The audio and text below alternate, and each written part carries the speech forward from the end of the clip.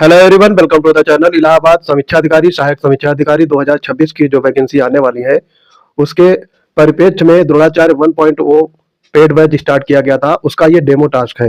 ये पीडीएफ आपको Telegram channel PCS wonder पर पड़ी हुई है, वहां पर आप इसको सेव कर सकते हैं या फिर उससे रीड आउट कर सकते हैं। आइए करते हैं। देखो टास्क कैसे दिए जाते हैं। उस पर बेस्ड टेलीग्राम क्विज कराई जाती है और ये क्विज भी कराई गई थी। जिन लोगों ने अभी तक नहीं पार्टिसिपेट किया है तो जाकर के आप उसको पार्टिसिपेट कर सकते हैं। तो यहाँ पर देखेंगे, देखो टास्क 1 में क्या क्या दिया गया था देखते हैं। हिस्ट्री है, हिस्ट्री में मैंने क्वेश्चन लिए थे। ये आपका एंशियंट हिस्ट्री है, प्राचीन भारत का इतिहास।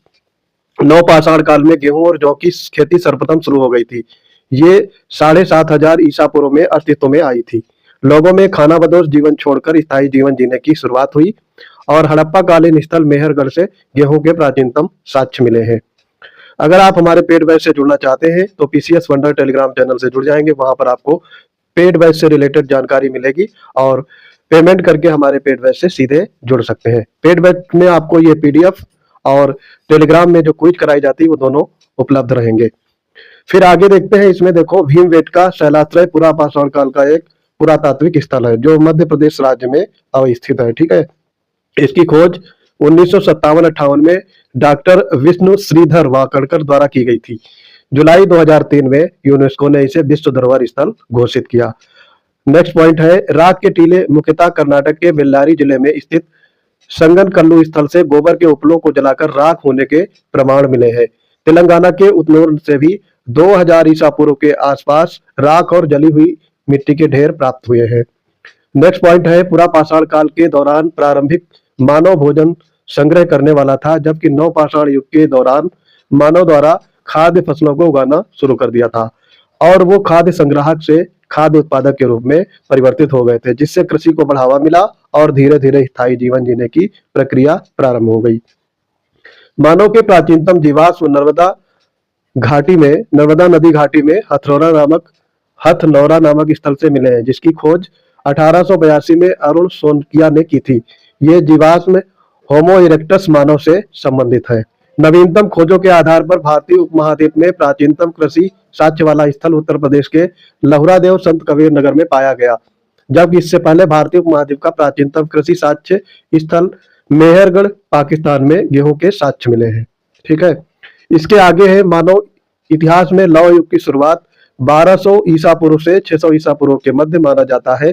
तमिलनाडु से मिले उपकरणों के आधार पर यहाँ 1400 ईसा पूर्व लोहे की प्राप्ति हुई थी और 1200 ईसा पूर्व के लगभग इसके उपकरण बनने लगे थे। यह समय उत्तर भारत में वैदिक काल का था, जिसमें कि आर्यों ने लोहे को श्याम अयस्क कहा था। ठीक है। पुरापाषाण काल में आदि मानव के मनोरंजन का साधन आखेट यानी शिकार करना था। वे मुख्यतः शिकार पर निर्भर थे। उनका भोजन मांस और कंदमूल हुआ करता था। भारतीय पुरातात्विक की जो घटनाक्रम है उनको देखेंगे। सबसे पहले आता है आपका पुरापाषाण काल, फिर मध्य पाषाण काल, नवपाषाण काल और इन सब के बाद में हड़प्पा सभ्यता की शुरुआत होती है। तो ये था आपका इतिहास का इतना डोज। इसके अलावा आप देखेंगे कंप्यूटर में मैंने दिया था, मदरबोर्ड संपूर्ण संगणक व्यवस्था पर संचार नियंत्रित करता है। ये प्लास्टिक का बना पीसीबी होता है, ये कंप्यूटर का मुख्य पटल होता है। तो आपको पता होगा मदरबोर्ड के बारे में कितना इंपॉर्टेंट ये है। फिर बूटिंग क्या होता है? संगणक के घटक ठीक तरह से जुड़े हुए हैं और प्रचलित हो गए हैं, ये बूटिंग प्रक्रिया सुनिश्चित करते हैं। बूटिंग का मतलब होता है रीस्टार्ट करना या कंप्यूटर को पुनः खोलना, ठीक है, या ओपन करना। कंप्यूटर की मुख्य मेमोरी और रैम में ऑपरेटिंग सिस्टम को लोड करने के लिए कंप्यूटर की प्रक्रिया। अगला है आपका अर्थमेटिक लॉजिक यूनिट।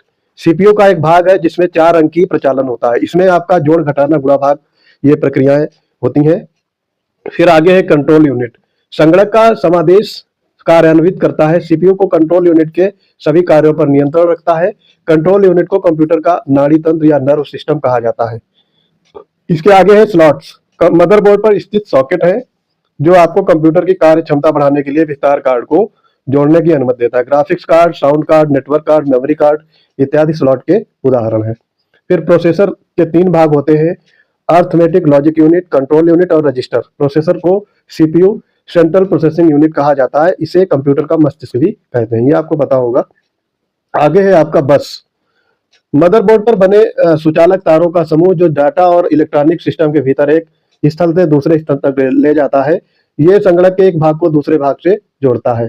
फिर सिस्टम बस क्या होता है, जो सीपीयू को मदरबोर्ड के अन्य घटकों से जोड़ता है। किसी भी बस के स्पीड को मेगाहर्ट्ज में मापा जाता है। कंट्रोल यूनिट क्या है, सीपीयू और इनपुट आउटपुट के बीच संकेतों के आगमन को नियंत्रित करता है, कंट्रोल यूनिट। फिर है फ्लैश ड्राइव की वजह से एक प्लग और प्ले स्टोरेज डिवाइस जो कि कंप्यूटर के पोर्ट में आसानी से लगाया जाता है। आगे है आपका यूपीजीके। तो यूपीजीके में आपका उत्तर प्रदेश राज्य की आधिकारिक भाषा हिंदी है, जिसको ये हिंदी भाषा है जिसको उत्तर प्रदेश राजभाषा अधिनियम 1951 के द्वारा उत्तर प्रदेश की आधिकारिक भाषा घोषित किया गया था। इसमें महत्वपूर्ण बात यह है कि उत्तर प्रदेश की दूसरी आधिकारिक भाषा है उर्दू, उसको 1989 में घोषित किया गया, ये ध्यान रखना है। उत्तर प्रदेश का राजकीय वृक्ष है अशोक, जिसका नाम सरका इंडिका अशोका है, जिसको स्थानीय भाषा में सीता अशोक के नाम से भी जाना जाता है। राष्ट्रीय पुष्प है या राजकीय पुष्प है पलाश, राजकीय चिन्ह है आपका मछलियां और तीर धनुष, राजकीय पशु बारहसिंगा और राजकीय पक्षी सारस है। ये सारे आपको फैक्ट याद रखने हैं, क्योंकि इलाहाबाद समीक्षा अधिकारी सहायक समीक्षा अधिकारी में छोटी छोटी चीजें पूछी जाती हैं। 1950 में संयुक्त प्रांत का नाम बदलकर उत्तर प्रदेश किया गया था और 2017 से 24 जनवरी को प्रत्येक वर्ष उत्तर प्रदेश दिवस के रूप में मनाया जाता है। संयुक्त प्रांत की पहली महिला गवर्नर बनी थी सरोजिनी नायडू, जबकि पहली महिला मुख्यमंत्री सुचेता कृपलानी थी और दूसरी महिला मुख्यमंत्री सुश्री मायावती जी है, जबकि प्रथम मुख्यमंत्री यहाँ के बने थे गोविंद वल्लभ पंत। ये कब बने थे, 1937 के आसपास। ठीक है, तो ये सारी चीजें, ये संयुक्त प्रांत की बात हो रही है जब उत्तर प्रदेश का नाम संयुक्त प्रांत था। उत्तर प्रदेश 8 राज्य और 1 केंद्र शासित प्रदेश से अपनी सीमा साझा करता है। तो ये राज्य के बारे में भी आप याद रख सकते हैं, बिहार, झारखंड, छत्तीसगढ़, मध्य प्रदेश, राजस्थान, हरियाणा, उत्तराखंड, हिमाचल प्रदेश और केंद्र शासित प्रदेश दिल्ली, राष्ट्रीय राजधानी क्षेत्र दिल्ली। उत्तर प्रदेश का सबसे पूर्वी जिला है बलिया, सबसे पश्चिमी शामली, सबसे उत्तरी जिला है सहारनपुर और सबसे दक्षिणी जिला है सोनभद्र। सोनभद्र 4 राज्यों की सीमाएं साझा करता है, ये भी आपको फैक्ट याद रखने हैं। और जो ललितपुर है वो 3 ओर से मध्य प्रदेश की सीमाएं साझा करता है। उत्तर प्रदेश के 7 जिले नेपाल से सीमा साझा करते हैं, जैसे पीलीभीत, लखीमपुर खीरी, बहराइच, श्रावस्ती, सिद्धार्थनगर, बलरामपुर एवं महाराजगंज है। ठीक, आगे है वर्षा और मिट्टी के आधार पर उत्तर प्रदेश में कृषि क्षेत्रों की संख्या है कितनी, 9।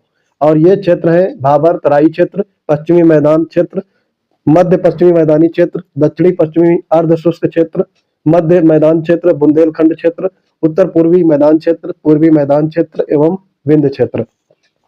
तो ये आपका था टास्क 1, समीक्षा अधिकारी का ये टास्क 1 पूछा गया था। और देखो ये चीजें आपकी अभी पीडीएफ फॉर्मेट में दी गई हैं, तो ये पीडीएफ आपको सिर्फ पेड बैच में ही मिलेंगी और इससे आधारित क्विज 50 क्वेश्चन की क्विज कराई गई है हमारे पीसीएस वंडर्स क्विज ग्रुप में। ये आपका फ्री ग्रुप है, यहाँ पे कराई गई थी, डेमो क्विज थी इसलिए।